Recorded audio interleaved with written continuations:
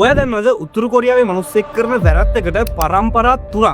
ඒ කියන්නේ ඔයා මොකක් හරි වැරැද්දක් කරොත් ඔයාගේ තාම ඉපදිලාවත් නැති දරුවට පවා හිරබක් කන්න සිද්ධ වෙනවා කියලා. ඇයි රටවල් උතුරු කොරියාවට මෙච්චර බය? මොනවද ඇත්තටම මේ උතුරු කොරියාව ඇතුලේ සිද්ධ වෙන්නේ? අද මම මේ වීඩියෝ ගෙනල්ලා කරනවා ලෝකේ වෙන කොහෙවත් අහන්න හම්බෙන්නේ නැති උතුරු කොරියාවේ තියෙන භයානක යුද්ධ තාක්ෂණය වගේම උතුරු කොරියාවේ තියෙන අමුතුම නීති 10ක් ගැන. මේ වගේ වීඩියෝස් මිස් කරගන්න තු බලන්න දැන් අපේ channel එක subscribe කරගෙනම අපි යම් වීඩියෝ එකට.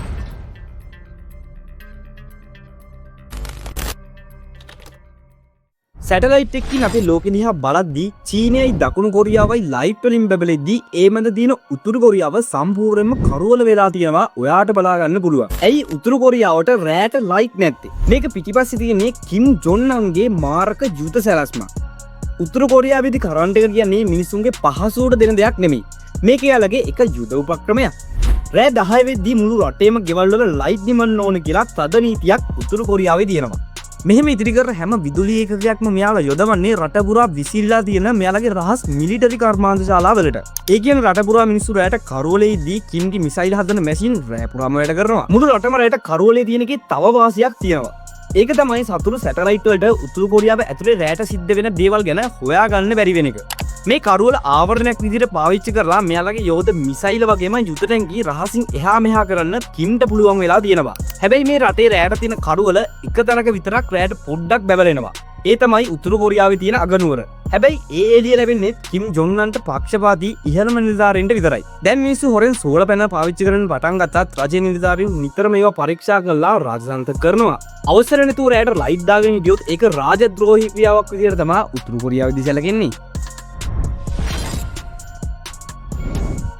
හිතන්න ඔයාගේ ගෙදර තියෙන රේඩියෝ එක ඔෆ් කරන්න හරි channel එකක් මාරු කරගන්න හරි ඔයාට අවසර නැත්නම් කොහොමද?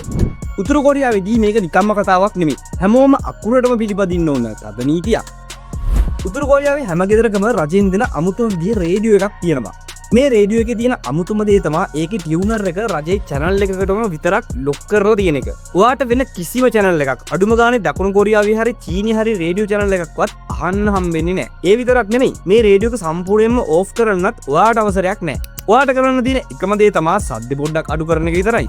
රජයට ඕනේ පැය 24ම මිනිස්සුන්ගේ කනට කිම් ජොන් අන්ගේ ගුණ ගායනයයි රජයේ ප්‍රචාරණ කටයුතුයි ඇහෙන්න සලස්වන්න. මේකෙන් කරන්නේ මුළු රටේම මිනිස්සුන්ගේ බ්‍රේන් වොෂ් කරන එක.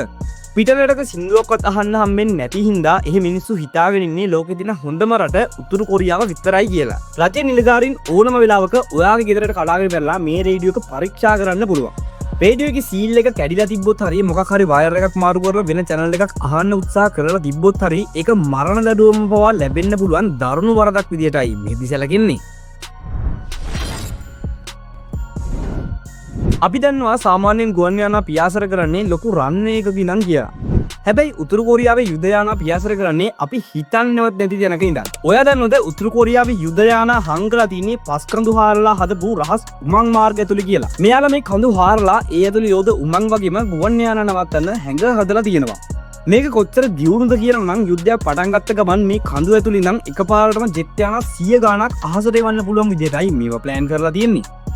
මේවා කඳු ඇතුලේ තියෙන හින්දා සතුරු සැටලයිට් වලට හරි රේඩාර් වලට හරි මේ ගෝන් යානක් කොහෙද තියෙනවද කියලා ලේසියෙන් හොයාගන්න වෙන්නේ නැහැ. ඒ විතරක් නෙමෙයි. හදිස්සියවත් ඇමරිකාව වගේ රටක් බෝම්බ ප්‍රහාරයක් එල්ල කරත් අඩි 100 ගාණක් පස් වගේම ගල් තට්ටු වලට යටින් තියෙන මේ යානා වලට පොඩිවත් හානියක් සිද්ධ වෙන්නේ නැහැ. උතුරු කොරියාවේ තමත් අමුතුම තාක්ෂණයක් තියෙනවා. මෙයාලා ගොඩක් ප්‍රධාන මාර්ග හදලා තින්නේ හදිස්සියකදී ගුවන් යානයක් ලෑන්ඩ් කරගන්න පුළුවන් විදිහට. ඒ කියන්නේ යුද්ධයක් වෙලාවේ සාමාන්‍ය ගුවන් තොටුපළක් විනාශ වුණත් කඳු ඇතුලෙන් එළියට එන ජෙට් යානා වලට මේ මහා මාර්ග පාවිච්චි කරලා යුද්ධය දිගටම කරගෙන යන්න පුළුවන්.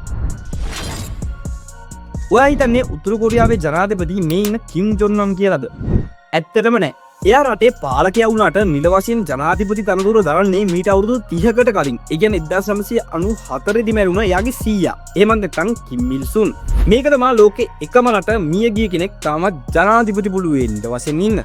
උතුරු කොරියාවේ ව්‍යවස්ථාවට අනුව කිම් ඉල් සුන් කියන්නේ සදාකාලික ජනාධිපති. එයා මැරිලා වුණත් ජනාධිපති තනතුර වෙන කාටවත් දෙන්නේ නැහැ. කිම් ජොන් අන් කරන්නේ රටේ පාලනය ගෙනියන එක විතරයි. මේක කිම් පවුල මිනිස්සුන්ව පාලනය කරන්න පාවිච්චි කරන ලොකු මානසික උපක්‍රමයක්. නායකයා මැරුණත් එයා තාමත් අපි දිහා බලාගෙන ඉන්නවා. එයා තාමත් අපේ නායකයා කියන බය වගේම අන්ධ භක්තිය මිනිසුන්ගේ ඔළුවලට දාන්න මේක ලොකු උදව්වක් වෙනවා. මේ හින්දා මිනිස්සු කිසිම වෙලාවක මේ පාලනයට එරෙහිව නැගී සිටින්නේ නැහැ. කිම් ඉල් සුන්ගේ සිරුර තාමත් විනාශ වෙන්න නොදී රසායනික ද්‍රව්‍ය පාවිච්චි කරලා වීදුරු පෙට්ටියක තැම්පත් කරලා තියෙනවා. මේක තියෙන්නේ කුම්සුසන් පැලස්ටොෆ් සුන් කියන මේ යෝධ මාලිගාව ඇතුලේ. මේ මාලිගාව පවත්වාගෙන යන්න විතරක් රජය අවුරුද්දකට ඩොලර් මිලියන ගාණක් වියදම් කරනවා. රටේ මිනිස්සු බඩගින්න ඉද්දී මේ මලසිරුවන නඩත්තු කරන්න ඔවුන් මාරම විදියට මහන්සි වෙනවා. මේවා නම් මේ උතුරු කොරියාවේ ලංකාවෙන් කොපි කරපුවාද කියලා වෙලාවකට හිතෙනවා. උතුරු කොරියාවේ තියෙන දරුණුම වගේම අසාධාරණ නීතිය මොකක්ද කියලා කවුරුහරි ඇහුවොත් ඒකට තියෙන එකම උත්තරේ තමයි මේ පරම්පරා තුනේ දළුවම. මම වීඩියෝ පටන් ගද්දි කිව්වා වගේම ඔයා කරන වරදකට ඔයාගේ නූපන් දරුවා පවා මුළු ජීවිත කාලෙම හිරබත් කන්න ඕන කියලා නීතියක් මේ උතුරු කොරියාවේ තියෙනවා. මේ නීතියට අනුව කවුරු හරි දේශපාලන වරදක් කරලා හිරේ ගියොත් රජය කරන්නේ එයාට විතරක් දඬුවම් කරන එක නෙමෙයි. එයාගේ අම්මා තාත්තා දරුවෝ වගේම එයාගේ මුණුබුරන්ව පවා එකම වෙලාවක හිර කඳුරු වලට යවනවා. ඒ කියන්නේ මිනිස්සෙක් කරන එක පොඩි වැරද්දක් හින්දා ඒ මිනිස්සයාගේ මුළු පවුලම මකලා දාන්න කිම් ජොන් උන්ට පුළුවන්. උතුරු කොරියාවේ ඇයි මේ වගේ සයිකෝ නීතියක් ක්‍රියාත්මක කරන්නේ? උතුරු කොරියානු රජයේ මතය තමා නරක බීජ සම්පූර්ණයෙන්ම විනාශ කරලා දාන්න ඕන කියන එක. ඒ කියන්නේ පාලනයට එහි වෙන කෙනෙක්ගේ පරම්පරාවම විනාශ කරලා දැම්මොත් අනාගතයේදී එයාලගේ රජයට තර්ජනයක් වෙන්නේ නැහැ කියලා මෙයාලා විශ්වාස කරනවා. මේක ලෝකෙ තියෙන දරුණුම මානව හිමිකම් උල්ලංඝනය කිරීමක් විදියට තමයි සැලකෙන්නේ. ඒ වගේ මේකේ තියෙන අවාසනාවන්තම දේ තමයි සමහර දරුවෝ ඉපදෙන්නේ මේ දරුණු හිර කඳවුරු ඇතුලේ. තමන්ගේ සීයා හරි තාත්තා හරි කරපු වැරද්ද මොකක්ද කියලාවත් දන්නේ නැතුව මේ දරුවෝ තමන්ගේ මුළු ජීවිත කාලෙම දරුණු වහල් සේවයේ දෙමින් ඉරබත් කරනවා. ලෝකේ නාවික බලය හොල්ලන එක රටක් වෙන උතුරු කොරියාව මේ ළඟකදී අමුතුම හැඩේ සබ්මැරින් එකක් එළියට දානවා. මේකේ පෙනුම දැක්කම ඇමරිකාව පවා සිරාවටම බුදු වෙනවා. මොකද මේක අනිත් නෝමල් සබ්මැරින් එකක් වගේ නෙමෙයි. මේක මුහුදු පතුල හැංගිලා ඉන්න න්‍යෂ්ටික මාරෙක්. මේ සබ්මැරින් එකේ තියෙන විශේෂත්වය තමයි මේකට පුළුවන් මුහුද මතු පිටට එන්නේ නැතුව වතුර යට හැංගිලා ඉඳන්ම න්‍යෂ්ටික මිසයිල් 10ක් එකපාර අහසට විදින්න. සතුරන්න මේ සබ්මැරින් එක කොහෙද තියෙනවද කියලා හොයාගන්න ලැබෙන්නත් කලින්ම ඕනම රටක ප්‍රධාන නගර 10ක් සම්පූර්ණයෙන්ම අලු කරලා දාන්න මේ සබ්මැරින් එකට පුළුවන්. මේ සබ්මැරින් එකේ පෙනුම ලෝකේ තියෙන අනිත් සබ්මැරින් වලට වඩා ගොඩක් වෙනස්. ඇමරිකානු ආරක්ෂක අංශය පවා මේක හඳුන්වන්නේ ෆ්‍රැන්කන්ස්ටයින් සබ්මැරින් එකක් විදිහට. මොකද උතුරු කොරියාව පරණ සබ්මැරින් එකක් අරගෙන ඒක මැදින් කපලා මිසයිල් දාන්න පුළුවන් අමුතුම පද්ධතියක් මේකට බද්ධ කරලා තියෙනවා. මේ රහස් තාක්ෂණය හින්දා සතුරන්ගේ සෝනාර් පද්ධති වලට මේක අඳුර ගන්න එක මාරම අමාරු වැඩක්. මේ සබ්මැරින් එකට පුළුවන් රහසෙන්ම ඇමරිකාවේ හරි දකුණු කොරියාවේ හරි වෙරළ සීමාවට ගිහින් හැංගිලා ඉන්න.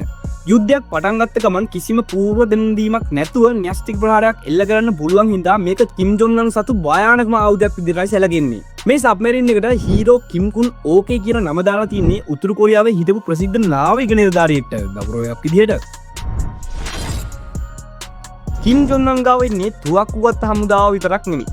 මුළු ලෝකෙම බැංකු හොල්ලන හැකර්වරුන්ගේ හමුදාවකුත් මෙයාට ඉන්නවා.